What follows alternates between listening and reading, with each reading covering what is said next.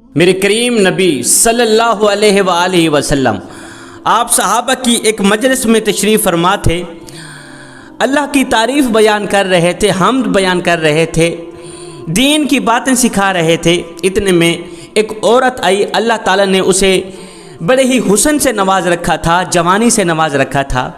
وہ خوبصورت عورت آئی، آقا کریم کی خدمت میں حاضر ہو کر عرض گزار ہوئی، آقا میں لاوارث ہوں، میرے ماں باپ نہیں ہیں، میرا کوئی بھی نہیں ہے، لہٰذا میں خود کو آپ کے حوالے کرتی ہوں، میں خود کو آپ کے حوالے کرتی ہوں، آپ کی مرضی، آپ جہاں چاہیں میری شادی کر دیں، میں خود کو آپ کے حوالے کرتی ہوں۔ حسین و جمیل ہے، حسن کی ملکہ ہے، شہزادی ہے، لاوارث ہے، اس کا کوئی وارث نہیں۔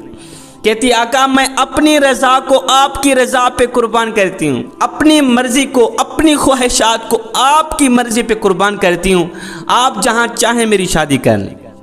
اسی مجلس میں ایک غریب، بہت ہی غریب صحابی موجود تھے، نہ مالدار تھے، نہ صاحب منصب تھے، نہ صاحب اقتدار تھے، نہ معروف خاندان سے تعلق تھا، رشتہ داروں کی تعداد بھی زیادہ نہیں تھی، رنگ کے کالے تھے، نین نقش بھی عجیب سے تھے، لیکن یہ جو دل تھا نا، یہ اللہ رسول کی محبت سے سرشار تھا۔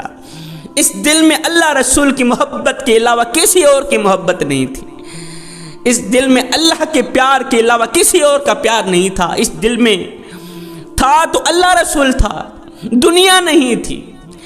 روزانہ غربت کی حالت میں پھٹے پرانے کپڑے پہن کر آتا، آقا کریم کی خدمت میں بیٹھتا، علم سیکھتا، دین سیکھتا، آقا کریم کی صحبت سے فیض یاب ہوتا۔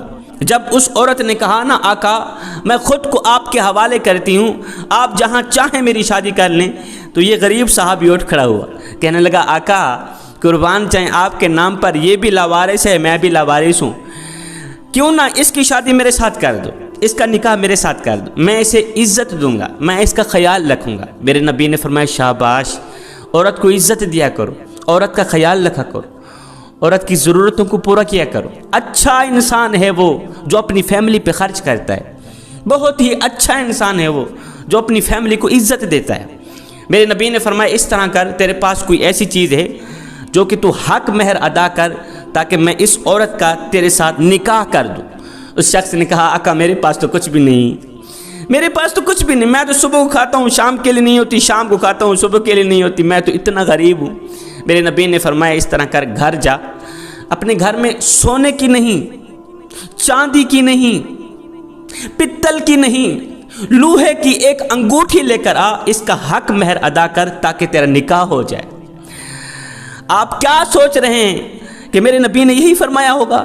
اس کے نام پہ ایک مربع زمین کروں گا، یہ خوبصورت ہے، حسن کی ملکہ شہزادی ہے، اس کے نام 5 مرلے کا پلاٹ کروں گا، اس کے نام گھر کروں گا، جائیداد کروں گا، تجھے 10 تولے سونا دینا پڑے گا، 5 تولے زیور دینا پڑے گا۔ نہیں نہیں نہیں نہیں، میرے نبی نے سونے کی انگوٹھی کی بات نہیں کی، چاندی کی بات نہیں کی۔ میرے نبی نے فرمایا جا، تیرے گھر میں کوئی ایک آدھی لوہے کی انگوٹھی ہو تو لے کر آ، اس کا حق مہر ادا کر تاکہ تیری اس سے شادی ہو جائے۔ یہ صحابی گھر جاتا ہے، ہاں غربت نے گھر کو لپیٹ رکھا تھا، امیری کا جنازہ نکل گیا تھا، غربت عروج پر آ گئی تھی۔ غربت کا حال یہ تھا کہ سارے گھر میں، پورے گھر میں لوہے کی ایک انگوٹھی نہ ملی، خالی ہاتھ واپس آ گیا، آقا انگوٹھی نہیں ملی، میرے پاس ایک چادر ہے، اگر کہیں تو آدھی چادر میں رکھ لیتا ہوں، آدھی چادر حق مہر میں ادا کر دیتا ہوں۔ میرے نبی نے فرمایا پھر تو کام نہ بنانا۔ میرے نبی نے فرمایا آدھی چادر نہ آپ کے کام آئے گی